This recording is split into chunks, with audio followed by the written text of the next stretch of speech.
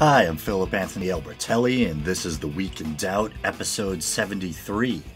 Today's episode is brought to you by Audible.com. Get a free audiobook download at www.audibletrial.com/theweekindoubt. Over 100,000 titles to choose from for your iPhone, Android, Kindle, or MP3 player. First off, I'd like to give a shout out to the one and only David Pakman of the David Pakman Show fame. And also, I'd like to thank Chris Weber of C-Web Sunday School fame. After all, it was Chris's idea that I should get the show on Twitter. And of course, I'd like to offer a sincere thanks to everyone else who decided to follow the show on Twitter. Still hate the word Twitter. I think Nathan from Faith and Skepticism is following me, and also the guys from A Matter of Doubt podcast. So thanks, everyone. There were a number of kind of strange and sordid religious-based news stories this week. Former Texas GOP chair Cathy was on some sort of religious radio show, and she made some odd claims about the end times, saying something to the extent that immigration reform will lead to some kind of biometric mark of the beast. I'll actually read a couple of quotes by her now. And of course, we know in biblical prophecy that is the end times. That is going to be the brand either on our foreheads or on the backs of our hands. That is demonic through and through. This is end times prophecy. There is no question about it.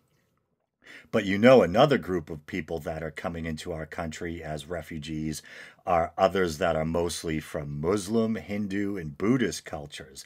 They are people who are not here because they love America, but because they are fleeing countries. And yet, what kind of culture are they bringing here? They want Sharia law, just like what they left that was causing them to be persecuted. Of course, that's kind of grotesque and asinine on a couple of levels. Not just because of her misunderstanding of the book of Revelation, but also because of her xenophobic attitudes.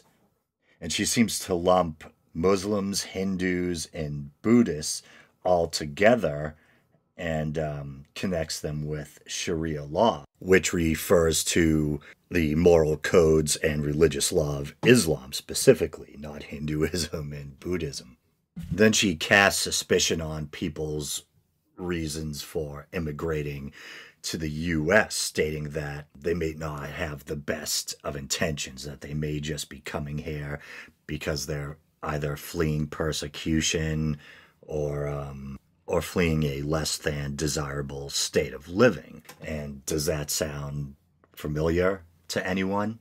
I mean, didn't the first English settlers come here because they were fleeing religious persecution or wanted the freedom to practice their specific brand of Christianity? And someone like me, I'm predominantly Italian and Irish, mostly Italian. I'm sure I'm descended from immigrants who came here hoping for a chance at a better life. And that, of course, we probably all know about the Irish famines and basically poor living qualities and famines and things of that nature throughout Europe. So Irish, Italian, Poles, Jews, all sorts of people came here hoping to find a chance at a better life. And more recently, whether it's Middle Eastern, East Asian, South Asian, African, all sorts of ethnicities, the same thing, just people coming here either to escape persecution or poor living conditions and basically trying to pursue the quote-unquote American dream and trying to create a better life for themselves and their families. So I thought it was kind of odd or mean-spirited of her to say that there was something inherently wrong with coming here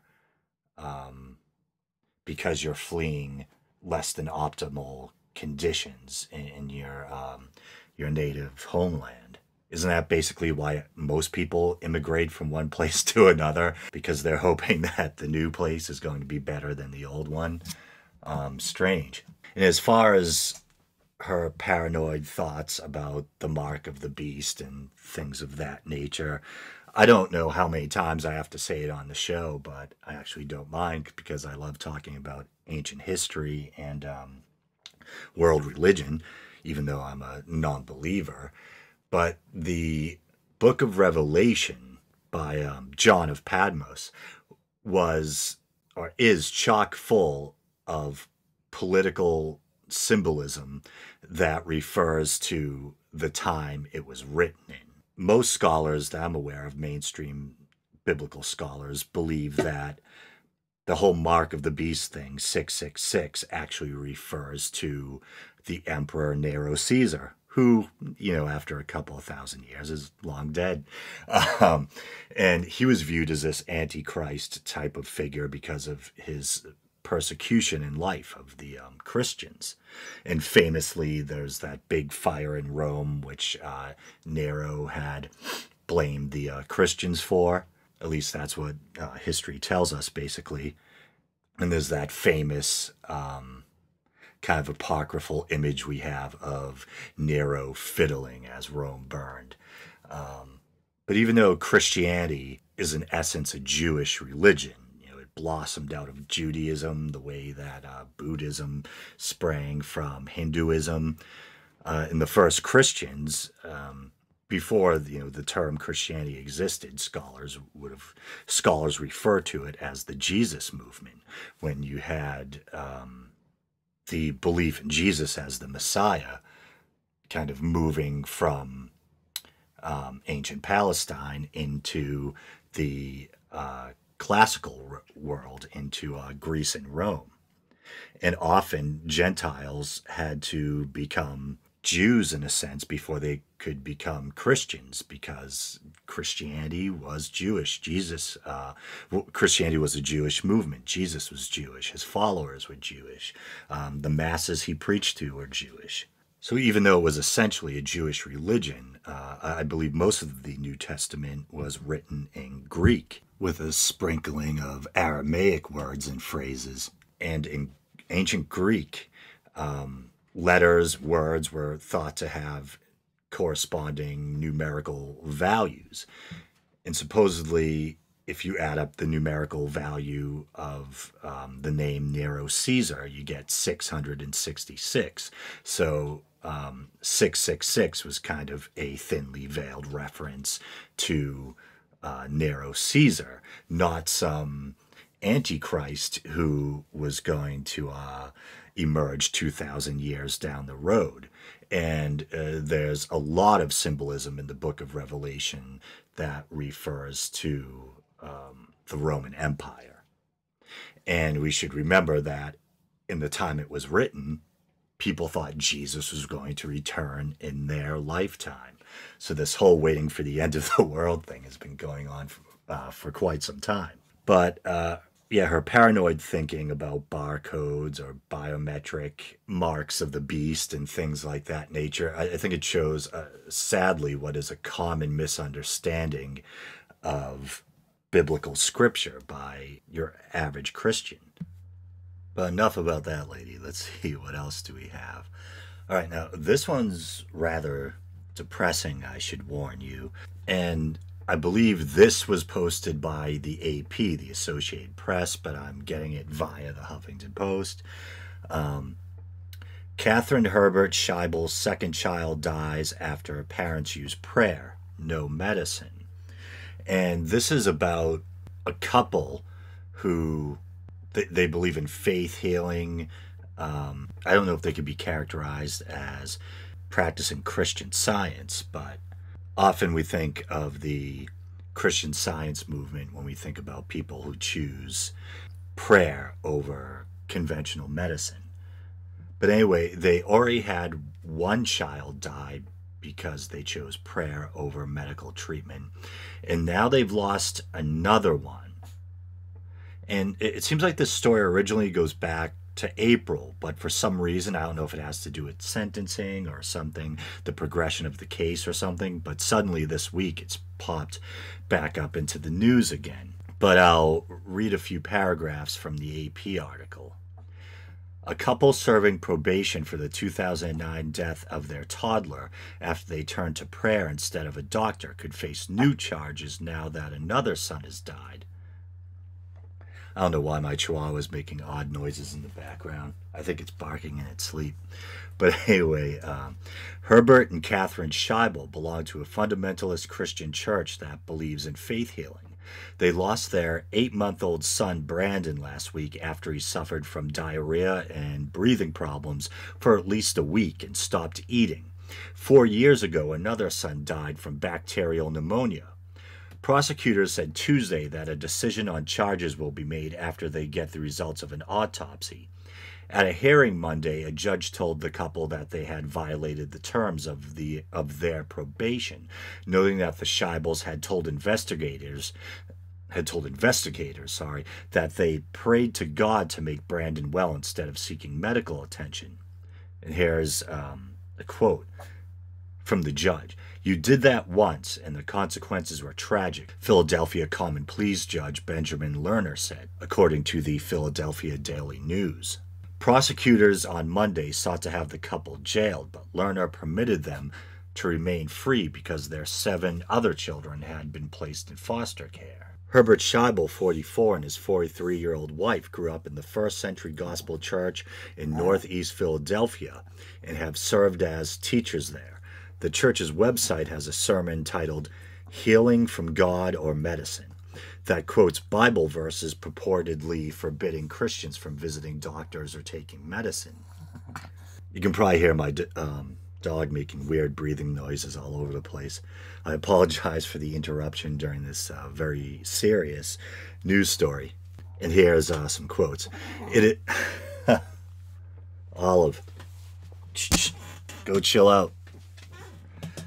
"It is a definite sin to trust in medical help and pills. It is real faith to trust on the name of Jesus for healing," says the message from last May. These stories usually drive me nuts. They make my guts churn and my skin crawl because I can't believe someone would let another human being, let alone their kid, die for the sake of their religious beliefs. And I always thought it seemed rather illogical, too. If you believe in a God, if you believe in a personal creator who created all of nature, etc., wouldn't it seem logical to deduce that God, he, she, it, whatever, also made the plants and substances, materials we use to create healing medicines? Didn't that God give us the high-powered brains that one needs to practice medicine? And once again, obviously, I don't have to offer this caveat, but I doubt the existence of a higher power. But I'm just saying, theoretically, if you believe in the existence of a God, wouldn't it seem logical to conclude that God endowed us with the ability to practice medicine and to make medicines, all the materials in the natural world, etc., that can be synthesized? So not only is it atrocious and negligible, but I also think it just shows the worst of human superstition and illogic. But anyway, what else? Okay, it's been a while since I talked about Scientology on the show, but this is pretty wild. Leah Remini, famous television actress, has recently left the church, and she was a staunch member and supporter and defender of the Church of Scientology for a long time. And anyone who's ever seen her in interviews and things like that, she's kind of famous for a kind of tough street attitude and even possibly her temper.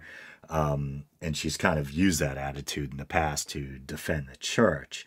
And I don't think anyone saw this coming, her leaving the church. And it's kind of funny. Like I always say in the show, I'm in my late 30s. I remember growing up watching Saved by the Bell. And near the end of that near the end of the run of that show. I think she had joined the cast. And I remember I used to have a crush on her. And then it kind of freaked me out when I became aware of her attitude. Like, that girl will probably kick the crap out of me. But anyway, I'll read a bit from a Huffington Post article. Leah Remini files missing person report for Scientology leader's wife, Shelley Miscavige. And just to give some background, David Miscavige is one of the high-ups in the Church of Scientology. And there's been rumors and claims that he's a bully, not only verbally, but to the point where he would physically abuse church members. And I guess there's some suspicion surrounding the disappearance of his wife. Let's see. Actress Leah Remini is not only split from the Church of Scientology, but she's also taking action against the controversial group by looking for answers about leader David Miscavige's wife, Shelley. Remini filed a missing person report for Shelley, who has not been seen in public for 7 years. On Wednesday, a source close to the actress told The Hollywood Reporter the Los Angeles Police Department confirmed to THR that an investigation is ongoing. What the hell is THR? Oh, The Hollywood Reporter. Duh. And here's some quotes. Or a quote. Our missing persons unit informed us that Leah Remini did file a missing person report on Shelley Miscavige. A spokesperson for the Los Angeles Police Department told Radar Online that is all we are going to say at this time.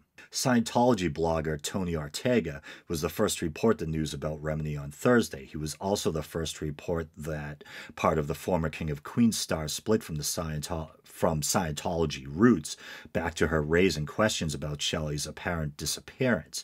Shelley has not been seen in public since 2006. The New York Post reported Remini was interrogated after she began inquiring about Shelley's whereabouts. And here's another quote. When you ask a question like, where is Shelley? You're immediately hauled in, interrogated, and asked, why are you asking? Who are you connected to? Are you going on the internet? A source told the newspaper. I've talked a lot on the show about what I perceive as the evils of Scientology. First of all, it's BS. And you might wonder, well, why do I care about this particular faith, quote unquote, if people want to believe that and no one's getting hurt? Well, the problem is people do get hurt. Of all the prominent religions right now, I think it's one of the more cult-like. And I think it's built on a foundation of BS. And you can even argue whether it's a conventional or true religion. I think L. Ron Hubbard may have pursued the status of a religion for Scientology for tax reasons, but L. Ron Hubbard was a science fiction author. This is a guy who I love fantasy, I love science fiction, but you're not seeing me come up with fake stories and trying to dupe people.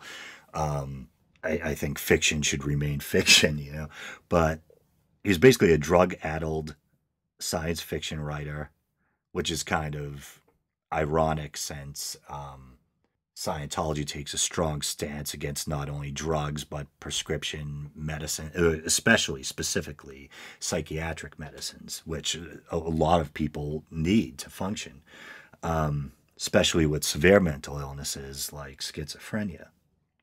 But it's a very cult-like organization. It's known to try to separate people from non-members, including family and friends, classic cult behavior. Now, I mentioned a little bit about David Miscavige's reported behavior, and there's also something known as the Sea Org in Scientology, which is this special branch, and it's been purported that members of the Sea Org are basically treated like slave labor.